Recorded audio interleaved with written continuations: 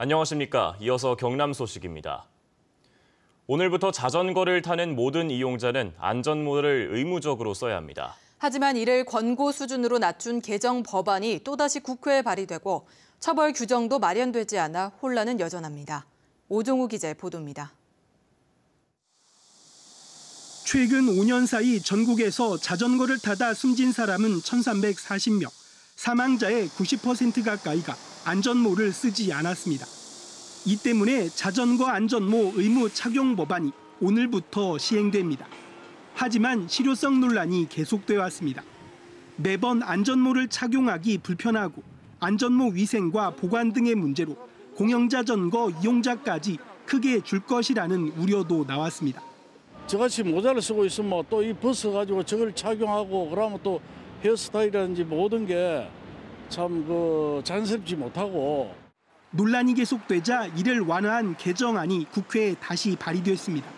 개정안은 안전모를 착용하도록 노력해야 한다고 권고 수준으로 완화했습니다. 4,100여 대의 공영자전거 누비자를 운영하고 있는 창원시는 혼란스러워하고 있습니다. 창원시는 이미 4천만 원을 들여 자전거 안전모 2,000개를 주문했고 1,000개는 비치까지 마쳤습니다. 하지만 이르면 내년 상반기 개정안이 시행되면 안전모는 무용지물이 될 수도 있습니다. 5,000개를 계획했습니다만은 또 예산 낭비라든지 이런 부분이 있기 때문에 3,000개는 지금 추이를 봐서 추가로 공급할 예정으로 있습니다. 안전모를 착용하지 않아도 처벌하거나 단속할 규정이 없어 단속하기도 쉽지 않습니다. 과잉입법과 실효성 논란이 계속된 자전거 안전모 착용 의무화, 현장 혼란에 예산 낭비까지 우려되고 있습니다. KBS 뉴스 오종우입니다. 10년을 채우면 원금을 돌려받는 조건으로 가입자를 모은 한 상조회사가 폐업하면서 소비자들의 피해가 잇따르고 있습니다. 해마다 반복되는 상조회사 폐업 피해를 줄이려면 어떤 점을 주의해야 하는지 차주아 기자가 취재했습니다. 지난 2008년 부모님을 위해 에이스라이프 상조 상품에 가입한 박창서 씨. 한 달 39,000원씩 9년 동안 400여만 원을 냈습니다. 하지만 이번 달 초 난데없이 상조회사 폐업 통보를 받았습니다. 원금을 모두 돌려받을 수 있는 10년 만기를 한 달 앞두고서였습니다. 사람이 가장 힘들 때 도움을 받으려고 그러는데 그거 갖고 제 입장에서는 이건 완전히 저한테는 사기거든요. 사기당한 기분이에요, 진짜. 해당 상조회사가 폐업하기 직전 미리 계약 해지를 요구했다가 거부당한 가입자도 300여 명에 이릅니다. 이런 일에 대비한 상조 공제조합이 있지만 돌려받을 수 있는 건 납입금의 50%에 불과합니다. 이처럼 상조회사 폐업에 따른 소비자 피해는 반복되고 있습니다. 공정거래위원회 조사 결과 전국 상조업체 156곳 가운데 141곳이 자본금 요건을 충족하지 못해 폐업 위기 상태입니다. 내년 초까지 자본금을 마련하지 못하면 폐업 절차에 들어가 소비자 피해가 줄을 이을 것이라는 우려가 나오고 있습니다. 한국소비자원은 공정거래위원회를 통해 가입한 상조업체 재정 건전성을 수시로 확인해야 한다고 당부합니다. 자본금 요건을 충족했는지를 상태를 수시로 확인을 해야 됩니다. 또 자신이 본인이 납입한 선수금이 은행이나 공제조합에 정상적으로 예치되고 있는지를 정기적으로 확인해야지. 업체가 폐업한 경우에는 상조 공제조합 등을 통해 다른 상조회사의 안심 서비스 상품을 연계받으면 피해를 줄일 수 있습니다. KBS 뉴스 차주아입니다. 술에 취해서 의료진을 폭행하거나 행패를 부리는 일이 끊이지 않고 있습니다. 병원을 찾는 환자들의 안전을 위협하는데도 솜방망이 처벌에 머물고 있습니다. 최진석 기자가 보도합니다. 진료를 받으러 온 50대 남성이 병원 직원과 실랑이를 벌입니다. 분이 안 풀린 듯 흉기를 들고 와 위협하더니 접수대를 내리쳐 깨트립니다. 술에 취한 이 남성은 진료 접수를 위해 연락처를 묻는 직원에게 난동을 부리다 특수폭행 혐의로 입건됐습니다. 공포감이 너무 크게 들어가지고 일단은 시선을 마주치면 안 되겠다는 생각이 들어서 그냥 고개는 계속 숙이고 있고. 병원 응급실을 찾은 20대 취객이 다짜고짜 의료진을 밀치고 욕설을 퍼붓습니다.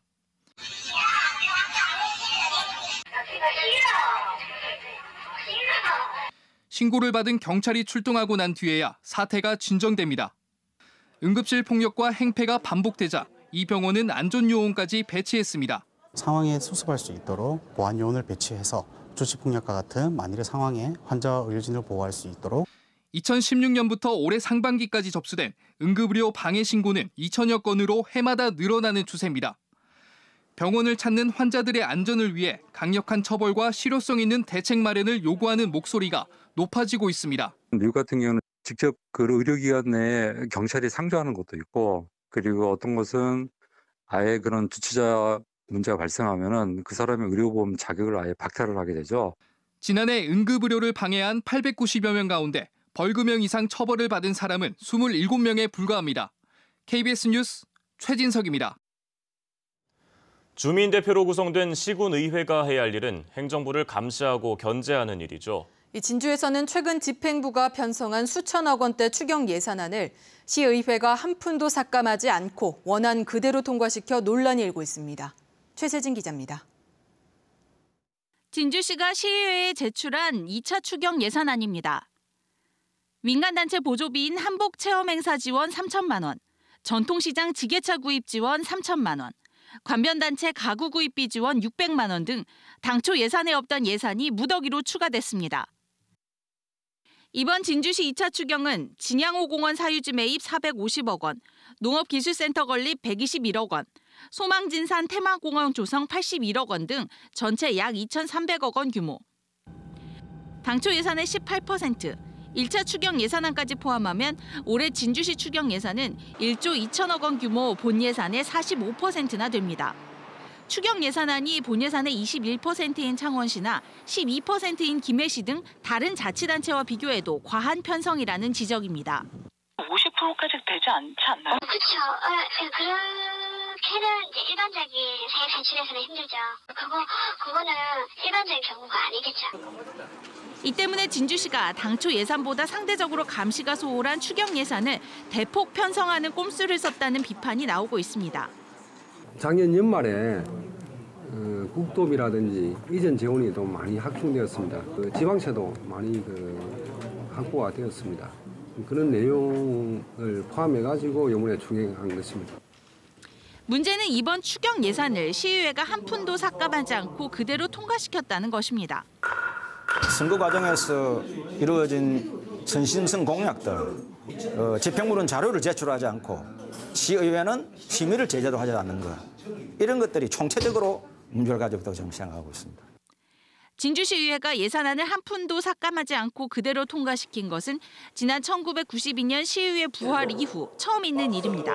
KBS 뉴스 최세진입니다. 경남 지역의 산업 현황을 살펴보는 연속 보도 시간입니다.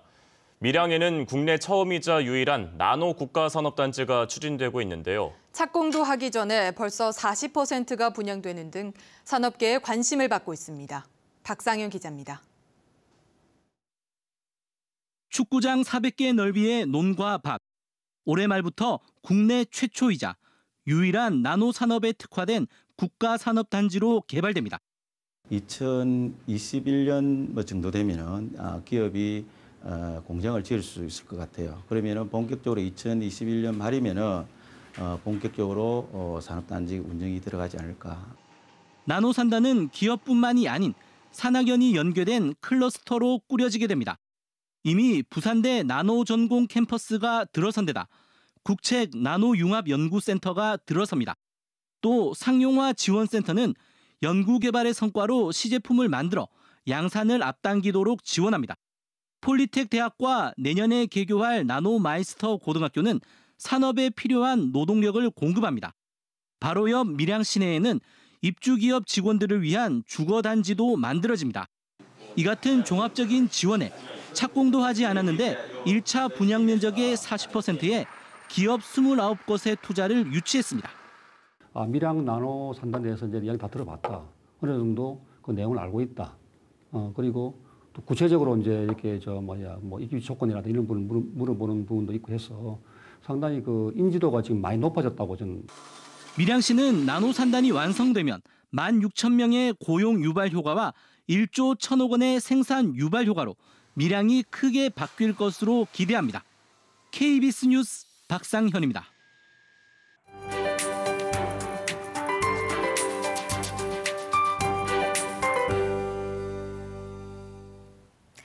오늘도 나오실 때 옷차림을 따뜻하게 하셔야겠습니다. 아침 공기가 선선하다 못해 쌀쌀하기까지 합니다.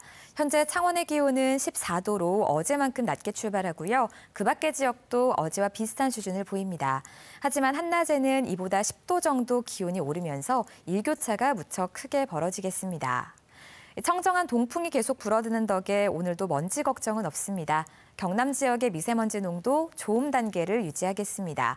다만 당분간 해안 지역으로는 바람의 세기가 다소 강할 걸로 보여서 시설물 관리에 계속 주의를 하셔야겠습니다.